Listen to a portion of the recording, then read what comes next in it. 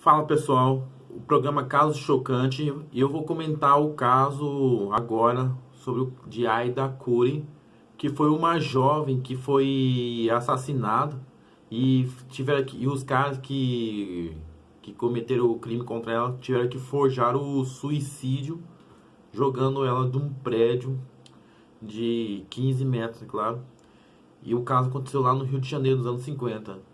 Antes de começar esse caso, quero que vocês se inscrevam no meu canal e ajude a chegar a 1.000 inscritos para que eu possa divulgar vídeos novos de casos. E eu também vou estrear o caso sobrenatural, que agora é o outro caso que eu vou comentar. E agora vamos pro vídeo. Comece.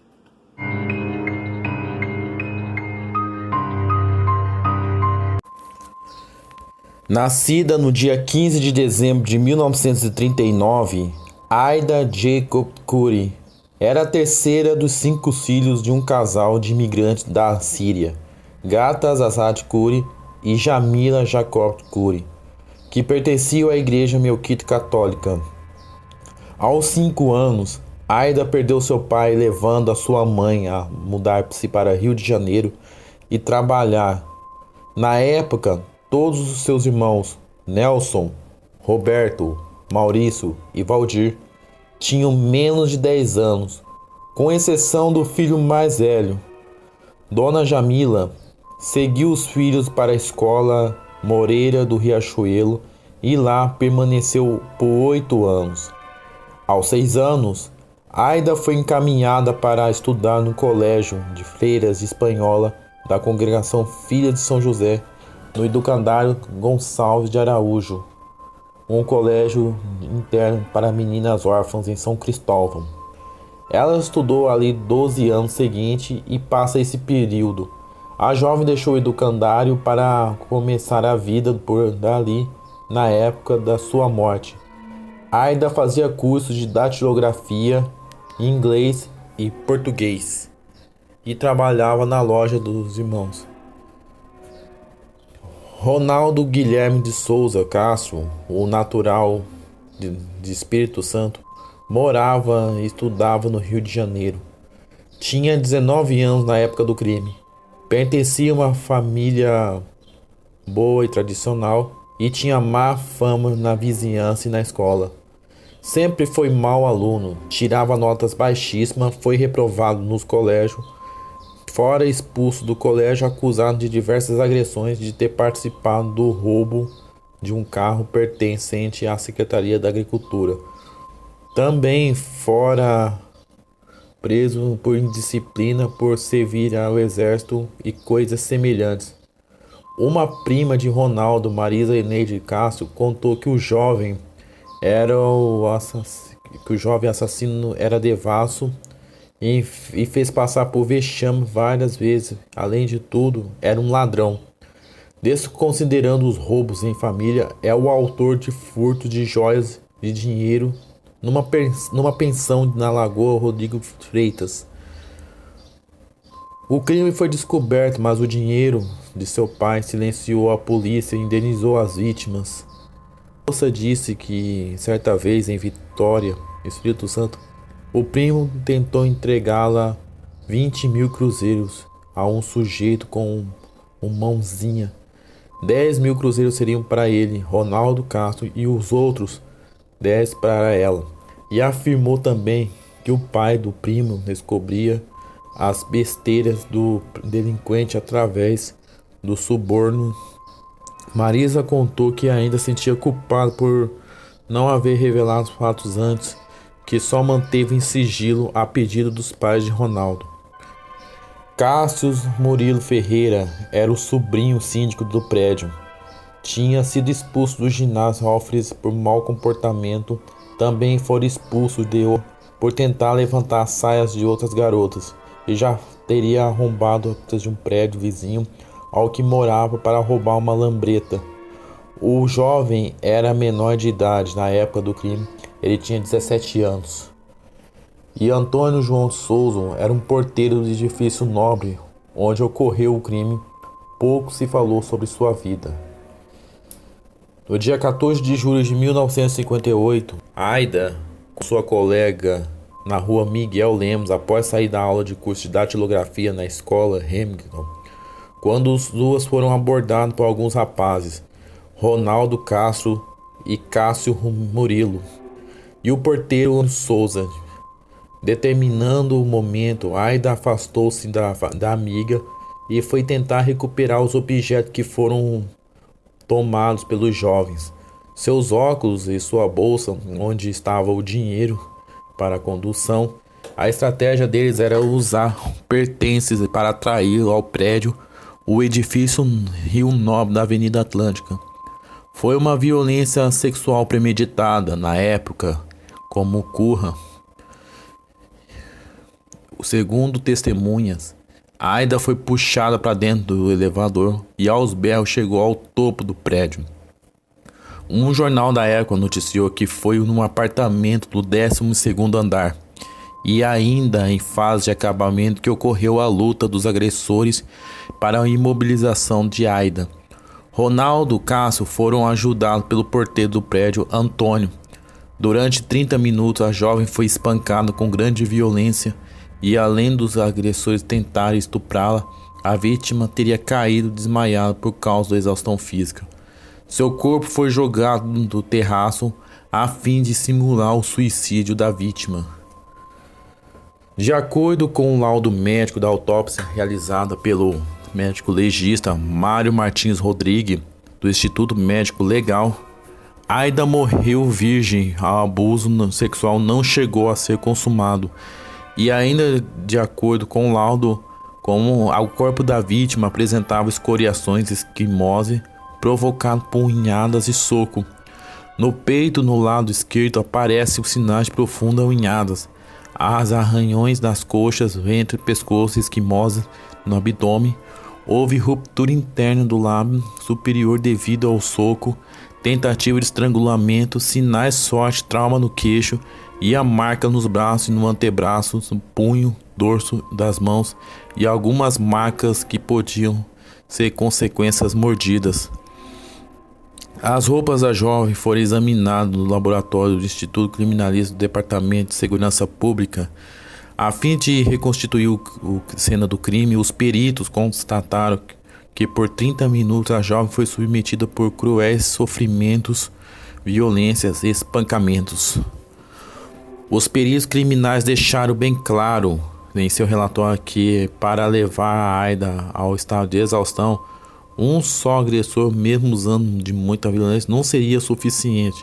Seria necessário pelo menos 2 pessoas agindo simultaneamente para espancar a Aida até o desmaio. O médico legista Dr. Mário Martins Rodrigues declarou que não encontrou na vítima nenhum estado de debilidade orgânica e a jovem seria levada com facilidade até o estado de estresse, ou seja, na exaustão total.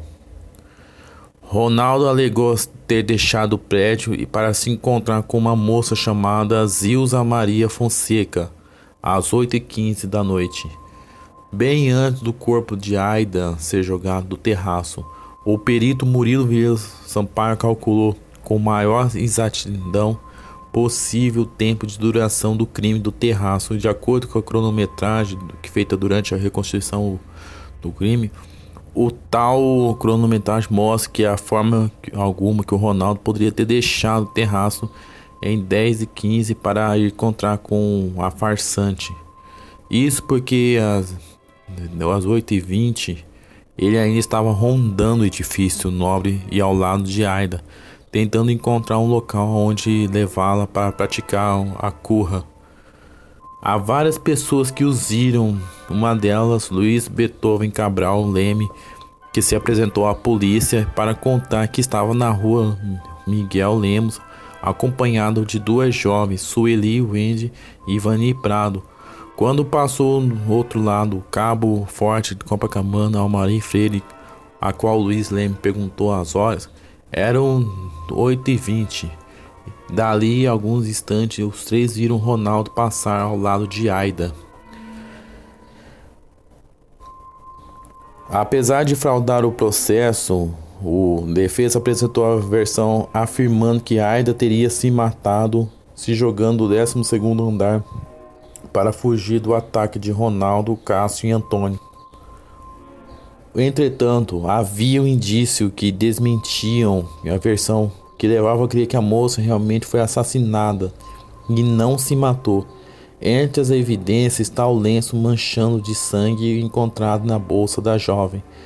A autópsia de Aida revelou ferimentos nos lábios, função bofetadas de Ronaldo confirmada por ele mesmo, e além disso Ronaldo confessou em juízo ter rasgado a saia de todas as roupas íntimas de Aida, e a anaguá da jovem foi encontrada toda ensanguentada. Outros indícios são os ferimentos putiforme semicírculo no rosto, cujo diâmetro coincide com um anel de porteiro.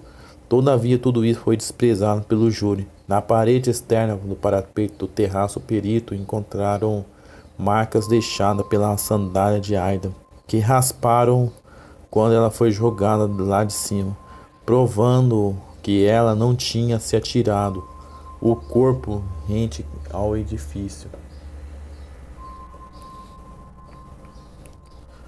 O julgamento polêmico. No primeiro julgamento, Ronaldo foi condenado a 37 anos e meio de prisão, 25 pela morte de Aida e os restantes violando ao pudor e tentativa de estupro. O porteiro Antônio Souza foi condenado a 30 anos e Cássio, considerando-o como o verdadeiro assassino, não pode ser julgado porque ele era menor de idade. A defesa recorreu, o que conseguiu. O segundo julgamento aconteceu no março de 1959. Durante o novo julgamento de Ronaldo, o advogado Romero Neto questionou o médico legista Mário Martins Rodrigues que, quanto a certas lesões encontradas nos seios de Aida Cury, queria saber se eram marcas de dente ou não. Como na época sugiro, foi chamado do professor Raimundo Rodrigues, e o perito odontológico da Faculdade Nacional de Odontologia fez o exame das lesões suspeitas e tirou o modelo em gesso dos ferimentos e fez os estudos técnicos periciais necessários. Concluída a prova do engesso, perito odontológica passou em segunda fase do processo, examinar as arcadas dentárias dos acusados. A pedido do juiz de menores, Cássio foi examinado no laboratório da própria Faculdade Nacional de Odontologia e o exame comprovou o menor delinquente que não era o autor das dentadas no busto de Aida. Cássio Murilo era inocente em causa das dentadas e restava os peritos que examinavam as arcadas de Ronaldo Cássio e do Antônio Souza. Porém, essa perícia foi interrompida por ordem deliberada do juiz Souza Neto. Quando questionado, o juiz afirmou que se Ronaldo deixou o edifício às 8h15, conforme prova testemunhal em controvérsia existente dos autos, não interessava para o julgamento mesmo fazer esses exames, porque está provado no depoimento das testemunhas que ele apenas deu um tapa em Aida, e não arranhou com unhas, e não lhe deu dentadas, e não jogou do alto de edifício. Ronaldo foi absolvido por acusação de homicídio, ficando apenas pelo menos outros 2 crimes. O júri julgou que o único responsável pela morte da vítima era o Cássio, eximindo de culpa também o porteiro, por ser menor e inimputável. Cássio Murilo foi encaminhado para o sistema assistência ao menor, e onde saiu direto para prestar o serviço militar. Alguns anos depois, ele foi acusado de matar um vigia de automóveis e fugiu para o exterior até que a pena pelo assassinato fosse prescrita. Cássio teria sido assassinado em 1978 no incidente. Houve um terceiro julgamento, onde Ronaldo foi julgado por homicídio simples, tentativa de estupro e condenado a pena de 6 anos de reclusão. Após recorrer à sentença, o promotor Pedro Henrique Miranda conseguiu que a pena fosse aumentada para 8 anos e 9 meses.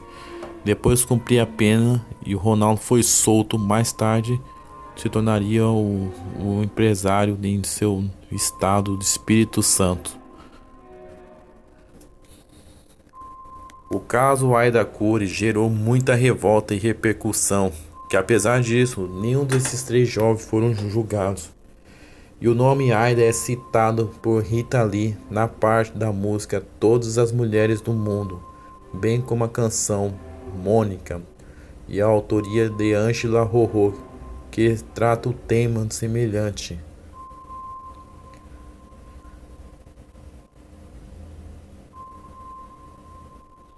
Ajude a compartilhar o canal e assine.